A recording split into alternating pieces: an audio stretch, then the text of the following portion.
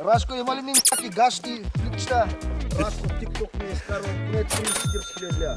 7 години живея в Германия. Те там, като отидат хората, си мислят, че парите им ги дават неброени, обаче изобщо не е така. Много съм щастлив, че съм в България отново. Сина ми миналата година за първи път стъпа на българска земя. Ти каква роля изигра за неговото прибиране от България, от Германия към България? Бях метач. Там станах оператор, дори и директор. Доста се изкачих. А с гъбите как реши да се занимаваш? Каква роля изигра TikTok в твоя живот? Приятел, къде сме? В Шумен. Какво правим в Шумен? Отиваме при Рашко. Най-известните кучета в целия TikTok в цяла България. Кой ще правим с Рашко? Сега ще видиш. Ще ходим да търсим черно злато. Черно злато, да. Мен ми е интересно, що закъсняхме час и половина? Защото някой се успа. Някой се успа или някой бърка пътя? Първо някой се успа, след това някой бърка пътя. Кажа, приятел. Да готи да среща се. Рашко! Рашко! Айде, Рашко! Дай тръгваме към гората. Ей, там са най-известните кучета в България. Аре, бамко, мате, елате. Рашко! Къде остана? Рашко тук, мамицата ти дева. Къде той е? Рашко! Къде? Гейко става тук. Излизат на асфалта. Рашко тук е! Тук не взех. Рашко тук е! Идват. Айде, банда. Да, ти аз можех да бягам. Бягай с кучетата, настигни. Кое е най-печелившото куче? Рашко е, приятел. Рашко от TikTok ми е изкарвал поне 30-40 хиляди лева. Къде е легендата? Его? Ето го Рашко. Рашко, има ли минджаки, гащи, пликчета? Ние баш в най-голямата жегава изкарахме в гората. Аз по принцип излизам много рано, 4 часа съм. 4 часа са бален. 4 часа сутринта съм в гората. 9:30, 10 вече трябва да съм вкъщи. Ма не е ли много тъмно 3-4 часа? Аз бачкам с такова, с челник. Челник.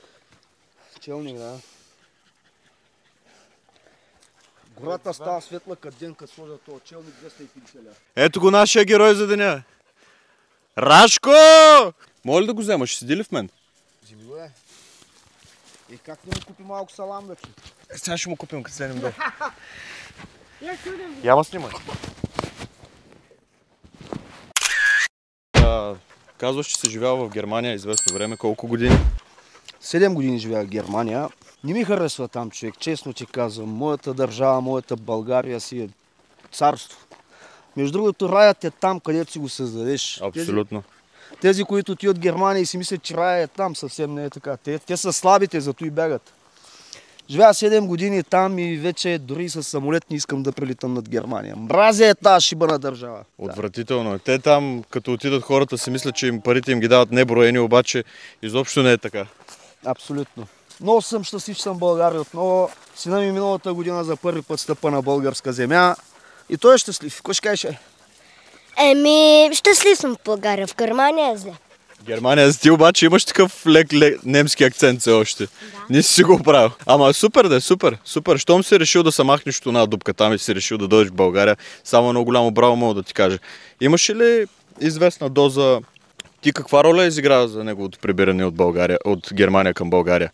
Това да си остане пак моя тайна. Добре. Но все пак. Аз съм баща му, нормално. Да. Разведен съм с майка му и бих искал да живее при мен. Той също го искаше и дойде.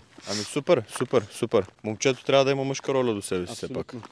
И надявам се, той е много щастлив от това факт, че се е решил да остане тук. Тук има вече истински приятели, с които наистина мога да играя на улицата. Там няма приятели, там не си познаваш и комшията. Да. Аз съм живял там и знам какво е. Немецът ти се усмихва, халео, след гърба ти се обажда в полицията. Да. Така, просто да ти направим бръст. И постоянно съпорти, постоянно. Добре, ти там какво работиш? Или пак си остава между нас? Не, там съм работил, съм бил и метач. Работих в началото, като заминах още 2012 година, бях метач. После влязах в един турски магазин, хранителен, подреждах стоки. След това влезнах, научих езика много добре. Влезнах в една фабрика за производство на автомобилни части и тази фабрика е Пагани Зонда. Бре, ако решим да си купуваме Пагани след известно време ще направиш някаква отстъпка или? Някаква отстъпка ще обадим във фирмата, няма проблеми. Там станах оператор, дори и директор, доста се изкачих, но стана така, че се прибрах в България и всичко приключи. Добре. Ти там, предполагам, си получавал някаква прилична заплата.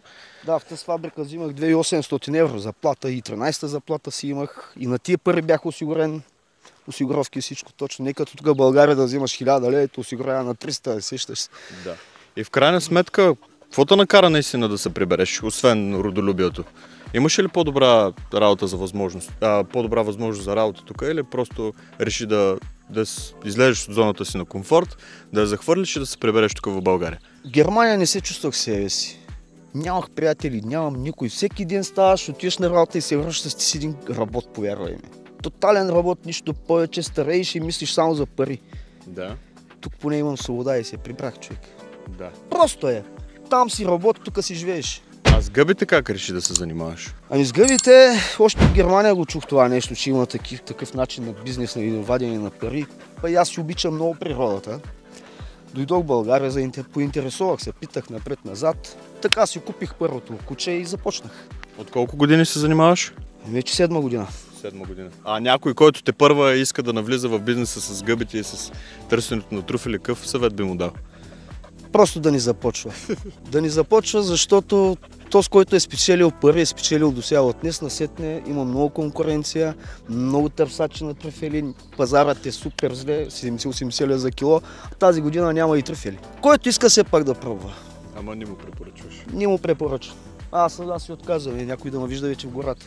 Не, между другото. Седмица един-два пъти. Да. Ходите. Да. А сега с какво се занимаваш, освен с сърцата? Освен с сърцата си имам и друг бизнес. Имам си ателие вкъщи, произвеждам разни дреболи и вадя много повече отколкото трюфели. Да. В TikTok също продавам моя стока, си ги рекламирам, имам си много клиенти наистина, плащаш си добре. Каква роля изигра TikTok в твоя живот? Аз си спомням още от първото видео на Рашко, като гръмна, аз стана голям фен между другото още тогава. И викам, маля, този човек, аз задължително един ден трябва да отида до Шумен да го срещна, ето ни тук сега, естествено. Кой беше повратният момент?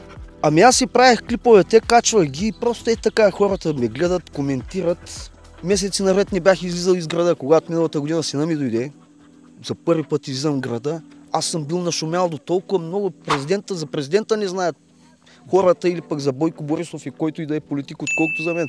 Хората на улицата викат: Рашко, да се похвалите, свирят. Аз викам: Коста, блъснах кола ли, нарушения ли правят? И хареса ми. Така ми харесваше, но в момента вече някак си това колко съм нашумял не ми харесва. Спират ме навсякъде, искат да се снимат с мен. Пречи ми. Пречи ми на личното пространство. Да. Ама все пак е хубава слава. И аз си спомням точно първият ти клип, когато пусна: Рашко, таласъм безочлив ли, какво му беше казал тогава? Тока, мама ти стара. Тока. Да. И ние седим с моите приятели в Сеновград и го гледаме това нещо и всичките са пукаме от смях. Викам: маля, този човек е страшен.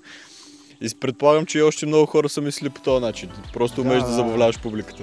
Много хора са идвали, човек от Германия са идвали да ми носят подаръци за Рашко, за малки, защото са ми обичали, защото съм правил някаква простотия в TikTok.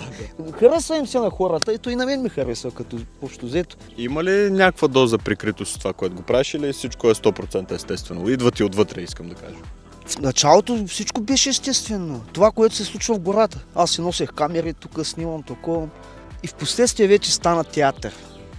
Нали, в последствие. В началото всичко започна съвсем случайно, правя клипове, викам, крещя. Сега вече е театър. Добре. Нещо да имаш да кажеш на младите хора и конкретно аудиторията, която е към сина ти. Аудиторията, която е към сина ми: приятели, деца, не хейтете, учете, образовайте се. Това е. Супер. Много ти благодаря, брат.